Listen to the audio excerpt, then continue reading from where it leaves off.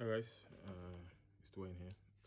So this was the series I'd been thinking about for quite a while, or quite some time. Thought about starting it for quite a while.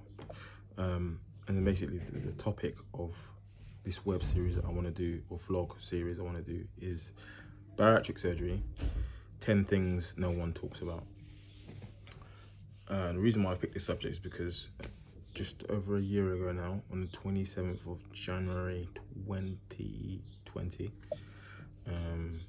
I had bariatric surgery, specifically Roux-en-Y gastric bypass surgery.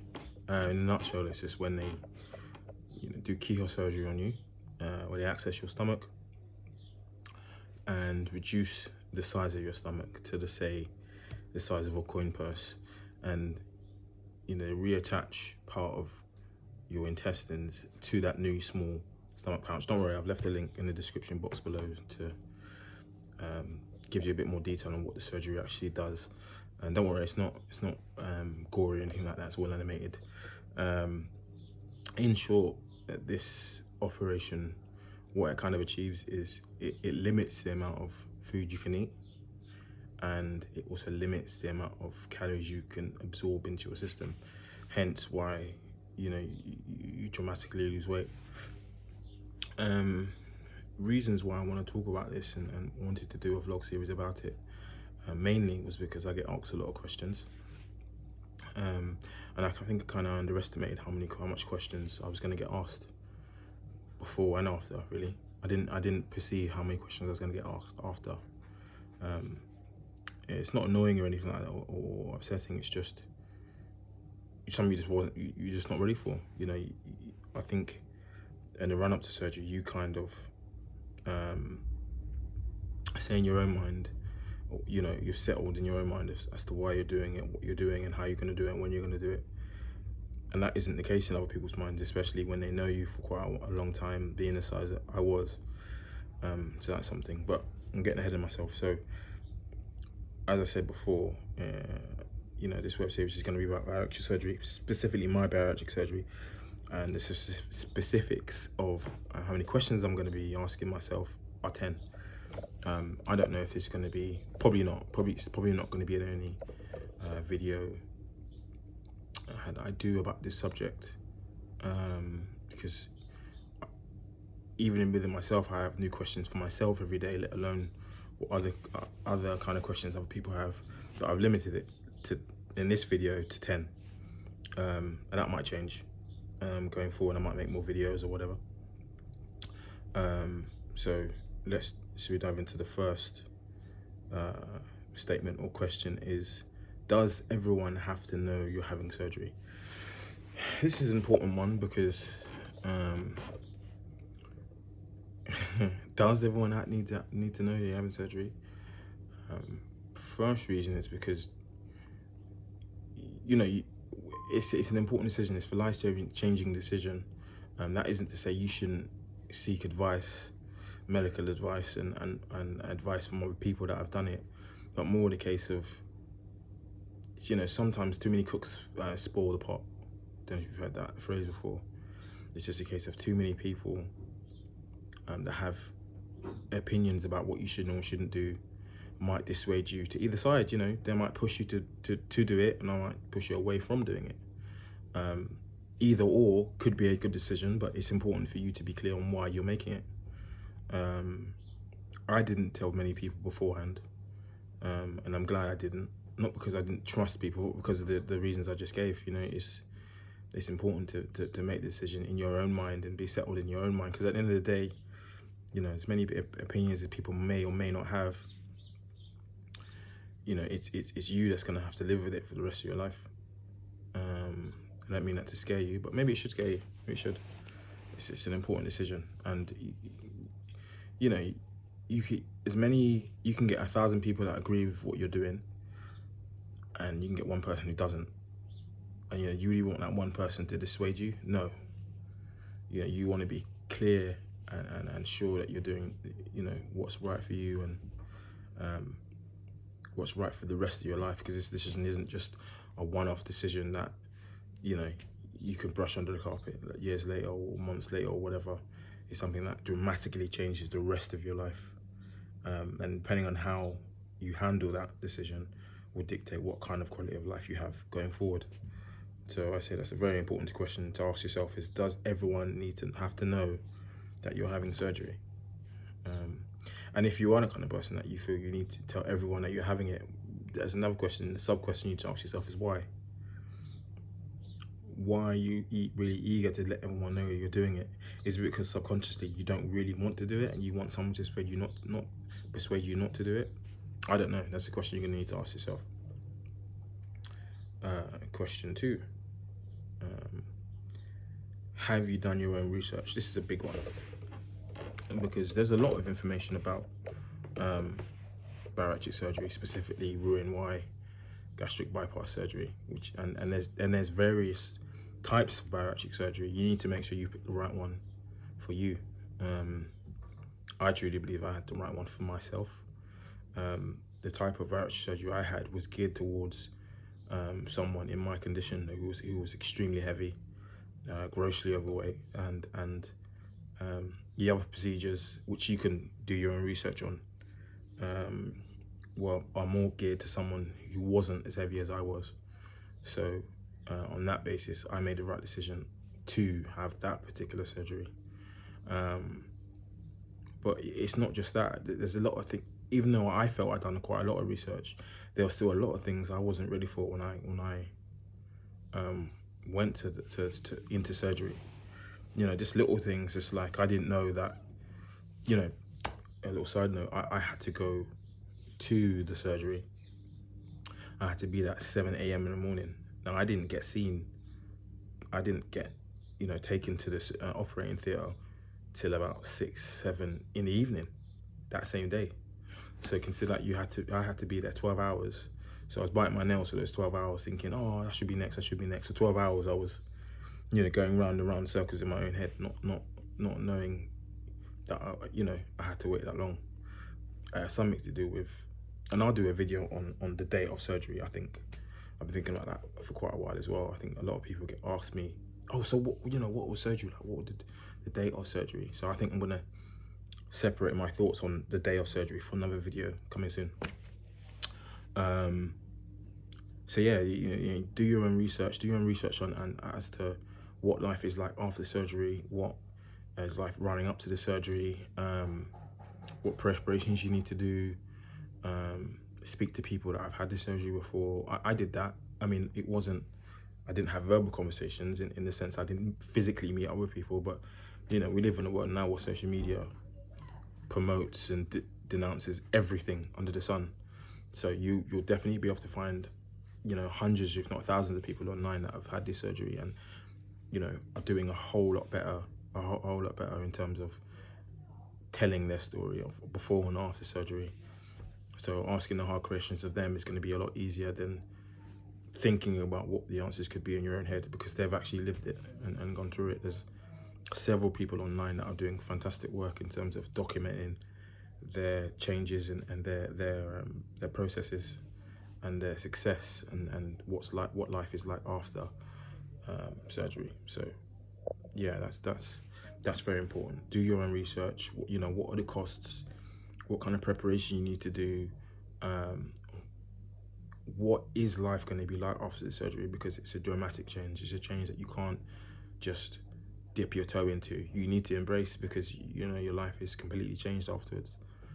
And it's a very specific change that you won't really understand unless you actually do the surgery. There's only so much you would understand if, for example, you're watching this video because you want to know how to help someone who has gone through it. You don't plan on doing it yourself, but you plan on being with somebody or being around somebody who's had it done. Understanding them on the basis of them having this operation is important, because like one of the questions I'm going to tackle shortly is your relationships change, and your relationship with that person who's going to have this surgery is going to change. And it's not always for the better, but more on that in a little bit. Question 3, why are you having surgery? Might sound like a silly one, because I'm overweight. Well, it's deeper than that really, because There's loads of overweight people that don't have surgery. You know, they conquer their demons, they get healthy, they get fit, they adopt a healthier lifestyle, and they don't need surgery. But there's some people that are in the position I was in that do need surgery and do need to, do something drastic to get their health under control. And you got to ask yourself hard questions. And one of the hardest questions is, could I just not live a healthier lifestyle and just, go to the gym and just become a gym rat and change my life around? And physically speaking, yeah, I could have. But I was overweight for a long time, and if I was going to do it, I would have done it by now. But that was a realization I had to come to myself, because you'll find people every day, and I did find people all the time that said, bro, why don't you just come with me to the gym and just lift two weights and eat a bit healthier and just do your thing. That works for a lot of people, I guess, but it never really worked for me. This was the best option for me, and I don't regret any of it. So I will say, I made the right decision for myself, and that is evident by the results and how happy I am after the surgery. Immediately after the surgery, I'm not saying that's what you should be tracing, that euphoric feeling after surgery, and I did have a euphoric feeling after surgery, but again, I'm going to save those thoughts for when I do the day of surgery video, which should be coming soon. I don't know how soon after this video, but at the moment that is probably going to be in our next video. Question 4: have you considered therapy before and after surgery? The answer for me is yes. I have considered therapy. I think for me it wasn't something I chased before therapy, before surgery, and that was because I'd been resolute in terms of why I'm having surgery. But I think you need to be honest with yourself in terms of how you get to where you were before having surgery. There's a reason why I was the size I was. No one shoved a funnel down my throat and force fed me. I got to that stage myself, and the reasons for that are ones I'm gonna need to tackle myself through therapy. And I'll be honest with you, I haven't had therapy yet, and the reason for that is because I feel in my own mind I need to. There's certain parts of this journey I need to see out before surgery. I feel like I'm going to have a lot to unload on someone, on a psychiatrist or on a healthcare professional, and I think I need to live part of this raw. And I don't know how much of that makes sense to someone who hasn't had surgery or hasn't been through what I've been through in terms of the lead up to surgery and the life before surgery. But that's just me being honest. I could say, yeah, I've had loads of surgery and, I'm fine, but I haven't. I haven't got to that stage yet. And, your journey will be different. There'll be a lot of similarities if, you have lived a similar life to me in terms of overeating and XYZ. But it's important that you are true to yourself and why you're doing what you're doing and how you're doing it. And therapy is important. It will definitely be important for me going forward. I yet don't feel I'm in a position or at a stage where I'd be ready for therapy, because I kind of feel like I would be giving my all to it, and I think at this stage right now I'm not ready for it, and that's hard. It can be hard to explain. But yeah, it's definitely something to consider. Therapy in and around your journey, because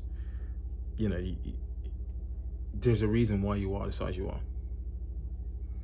And I don't think, I know that surgery isn't just a tick box, you've done surgery, you've slimmed down, crack on. because there is an element of a big element of addiction, and addictions don't just go away; they get replaced with something else, and you need to be sure that you're not trading one addiction for another harmful addiction. Because overeating and getting to the size I was out as a result of an addiction. Don't get that twisted. But yeah, therapy is definitely something that you should put on your list in terms of what I need to do in and around surgery, because it's important. Number 5, are you ready for the work? Are you ready for the work? So what that means for me is, leading up to surgery, I needed to do a 30-day or 4-week diet. They called it the liver shrinking diet. So how the operation works is, it's keyhole, but to access your stomach, they need to lift up your liver, and that sounds gruesome. So what they do is they put you on a restrictive diet 4 weeks beforehand, which reduces the amount of sugar. So essentially, I was on 3 Slim Fast shakes a day for 4 weeks only. Obviously, water and whatnot. No, there wasn't no whatnot. It was just water and 3 Slim Fast shakes a day. That was it. And the main reason for that is because they wanted to drastically decrease the amount of sugar I was consuming, which as a result shrinks your liver, so they can lift it a whole lot easier and have access to my stomach to do the operation they needed to do. So yeah, it might sound small, but for someone who's used to having no limits when it comes to food or drink, it's hard, and it will be hard for you. I don't know anyone. I haven't done all the research I've done in terms of people that have had this surgery. They've all struggled with that. It's always been hard. It's always been something that they wish they could mentally prepare themselves for. And even if you do mentally prepare yourself for it, it's still bloody difficult, because you're going from eating whatever you want, whenever you want, however you want, to 3 Slim Fast shakes a day. Point blank period. That's it. And I think the only thing that really kept me going with that was the fact that there was a good chance that they could have said, in fact, the surgeon, who was quite black and white with it, when I went to go and do the surgery, he said, he looked at my charts and looked at how much I had lost from the point of starting the diet up until the day of surgery, and he was just like, oh, it's not as much, you haven't lost as much as we would have liked.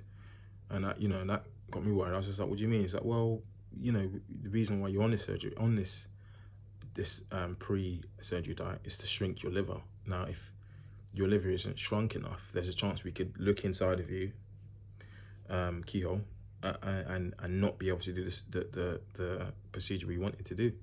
And we might have to close you up and send you packing, and you might have to go through the process again, like another 4 weeks of so it's important. I think that's what kept me going beforehand, was the fact that I didn't want to come all that way. And as a side note, I actually had to go to Birmingham to get this surgery done. I live in London, so it wasn't just the effort getting up there. It was just the effort getting up there. Having to do that again, like, no. And I had come too far, so that was a real motivation for me in terms of wanting to do the work to get the result, because the result is what you see here, and more importantly, what I see, because it's at the end of the day, it's you that has to live in that body before and after. So are you ready to do the work? And that's only a small part of it, really, because the real work begins, let's say, a year after surgery, when your weight loss slows down and you need to have some good habits in place, good habits, because you can only ride the coattails of the surgery in terms of your weight loss for a certain period of time before your own effort needs to really kick in, and you need to be really good and really disciplined. So you need to be ready to do the work before a surgery and after. And arguably the work before surgery is a whole lot easier than having to do the work after, because the work before was just 4 weeks. The work after is a lifetime. You have to have a lifetime of changing your habits, and there are natural restrictions being put in place because you physically can't eat as much and you physically don't absorb as much calories and not as much nutrients. But that's a separate video on a day in the life, which is another video I want to do. So question 6, so that was question 5, are you ready for the work? Question 6 is, are you ready to hear the same questions over and over? Now this is a good one because the amount of times after, I didn't get too many questions before surgery because, like I said, I didn't really tell many people that I was having surgery, so there wasn't many questions to answer beforehand. After surgery, especially when your weight loss becomes more and more obvious, when people really start seeing your weight loss in your face and how you move, and you start posting pictures, which is what I did, and people start asking questions just like, from what have you done to are you okay? Like, I had a few people DM me and were like, are you sick? Like, are you have you got disease? Have you because as you get into 6 months, 7 months, the weight loss becomes really obvious, especially in the latter months of a year. The weight loss is really in your face, and it's really unavoidable. You can't really hide it. Not that I was trying to hide it, but it's obvious. So you get a lot of questions like, what have you done, and what kind of surgery is it? And people confuse the different types, because there's a few different types of bariatric surgeries, and obviously they assume that you've done one of the popular ones, which is gastric band or the balloon or whatever. And I've done none of those. I've done the gastric bypass, Roux Y, but obviously that requires research on their part, which they aren't always willing to do, because as far as they're concerned, they're seeing you lose weight and they want answers. So I would like to say it might have felt annoying at one stage, but I think you kind of take the rough with the smooth, because the trade-off of being asked a load of questions is that the more questions you get asked is an evidence of how much weight you've lost and how more healthy you look.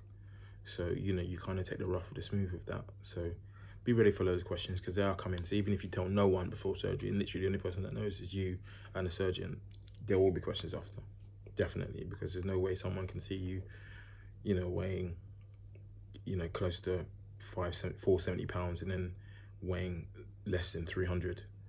You're gonna get questions, so just be ready for that. 7, this is a good one. Question 7, well, not a question really, more of a statement. Take more pictures than you're comfortable with. You'll thank me later. I can't stress this enough, and people I did speak to who had the surgery before did stress this to me, but I kind of ignored it, which was, take more pictures. Take as many pictures as you can before surgery.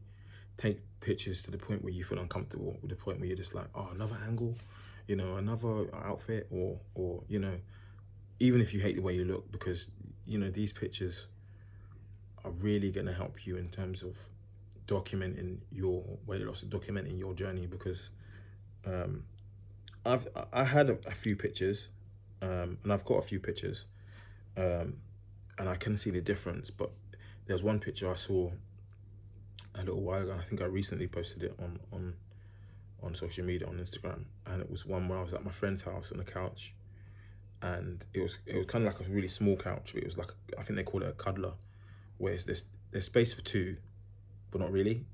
As in, it's like it's space for two really skinny people, or one really, it's a small couch. It's not really a two-seater. It's kind of like between a one-seater and a two-seater. And obviously, last year I was filling the whole couch. There's no chance that anyone else could sit next to me. And I had posted that picture, and I recently went back to that house and sat in the same seat and was able to have someone sit next to me. And it was just like, wow, because even the person who's doing who's had the surgery done, you're losing weight, but there's sometimes when you see a picture and it just smacks you in the face of how much weight you've actually lost and how far you've come. So yeah, take loads of pictures, and it's not just for you, it's for other people as well, because you don't know who you might inspire or who you might convince to, not you, it's your job to convince anybody, but results are what people desire, and if your results can push someone in the right direction to make a decision that's good for them, then it's good. And also it's for you as well. It's for you to have a document of what your journey, where your journey has come from to where you've got to. So you have to take loads of pictures. If you're thinking about doing surgery, take loads of pictures. Thank me later. Question 8. Supplements are your life now, so get used to it. So this is a good one because supplements are your life now after surgery. One of the I'll just say downsides. One of the I just call it a downside is that the way they've rerouted or if you decide to get surgery, your digestional tract, intestinal tract is you absorb less nutrients. Hence why you lose weight a lot quicker than most people, is because you're absorbing less nutrients.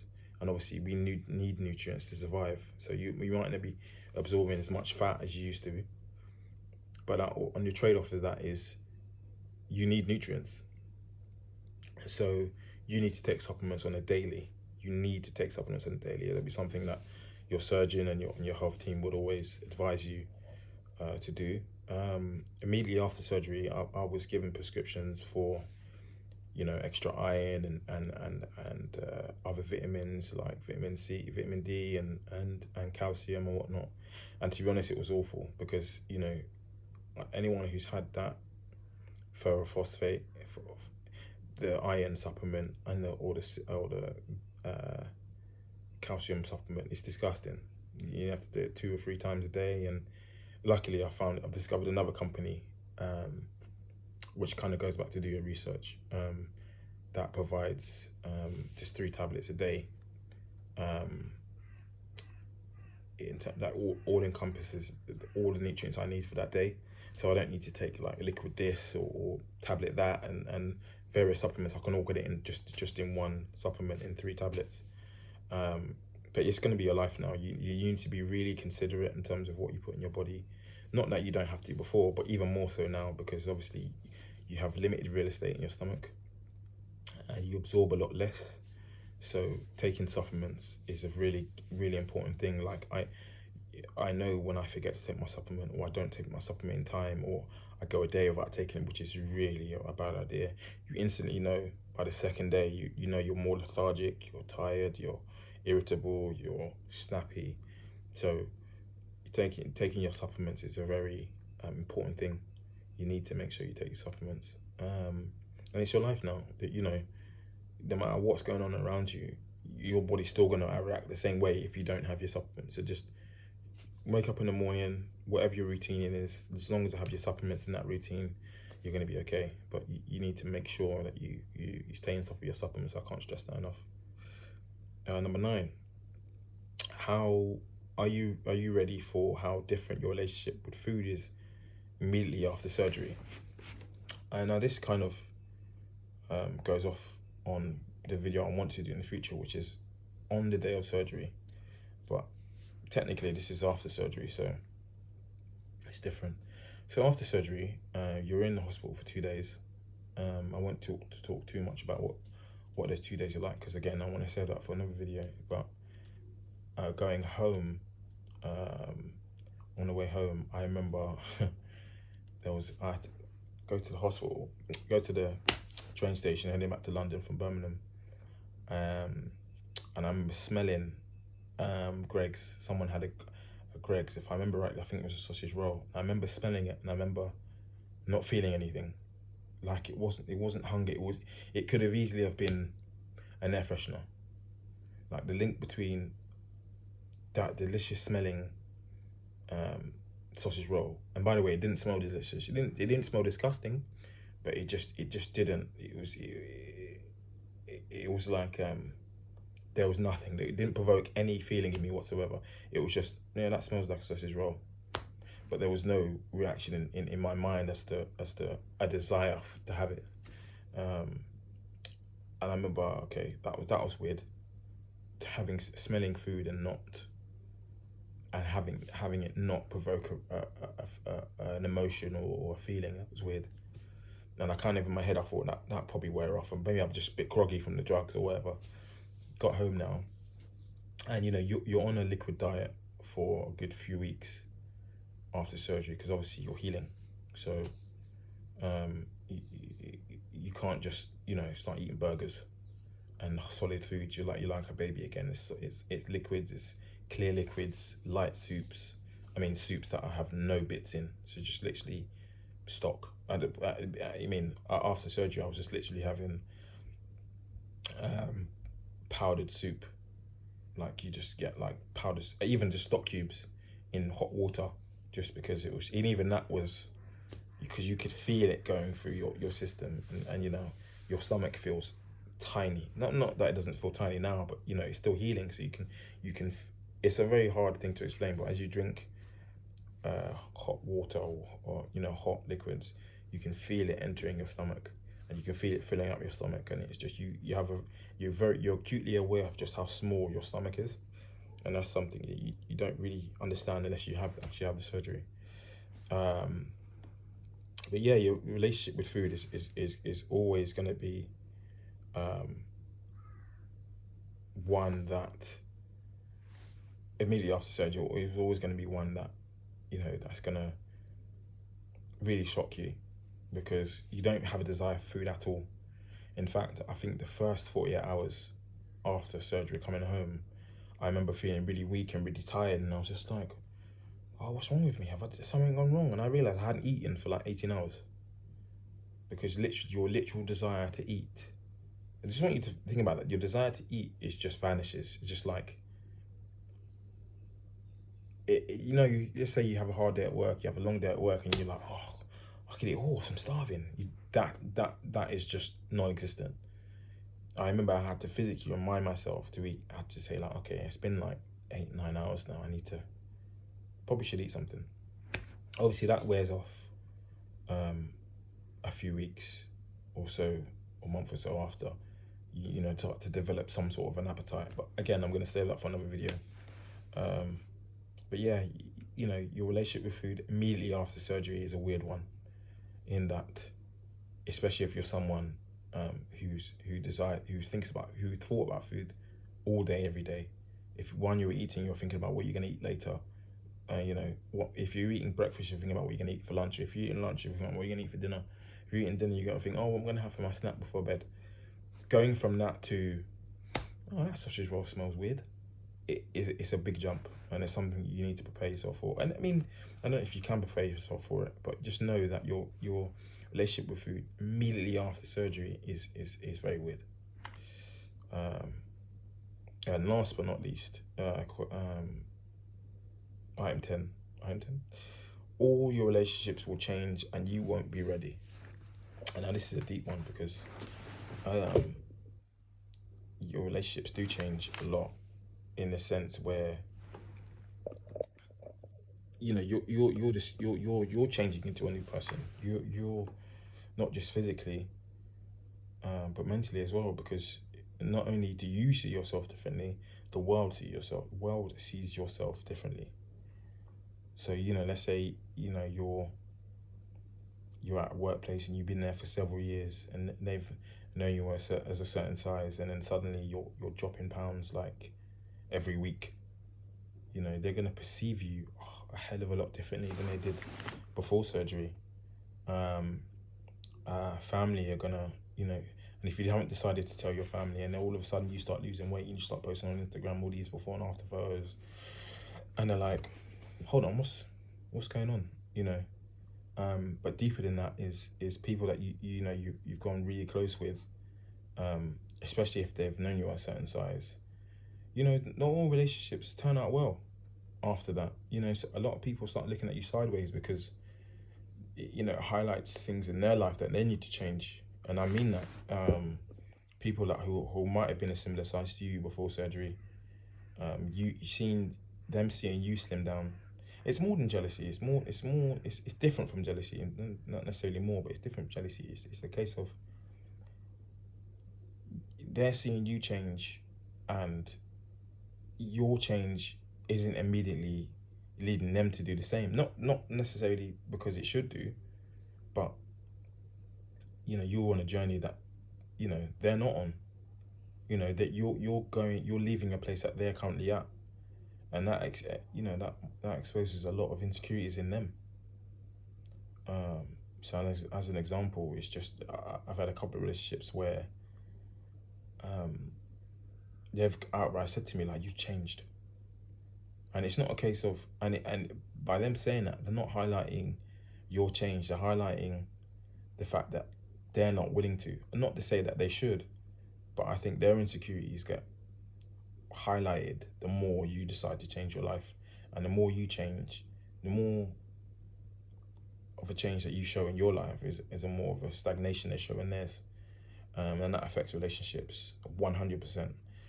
There is no way you could say after if you are deciding to have the surgery, there is no way you can say that all your relationships are going to stay the same, because they just won't. People need to relearn how to interact with you. I know that sounds silly because you are the same person, but you're just slimmer.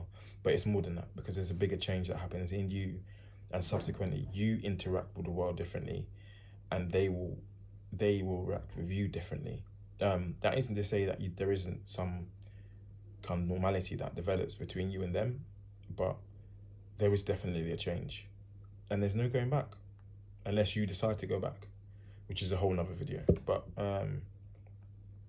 yeah, I mean, even past relationships, you know, no matter how they ended, let's say they ended badly or didn't end as well as they could have, you know, you do get people coming out the woodwork. You do get people that are like, oh, you know, he's changed. You know, he's in a better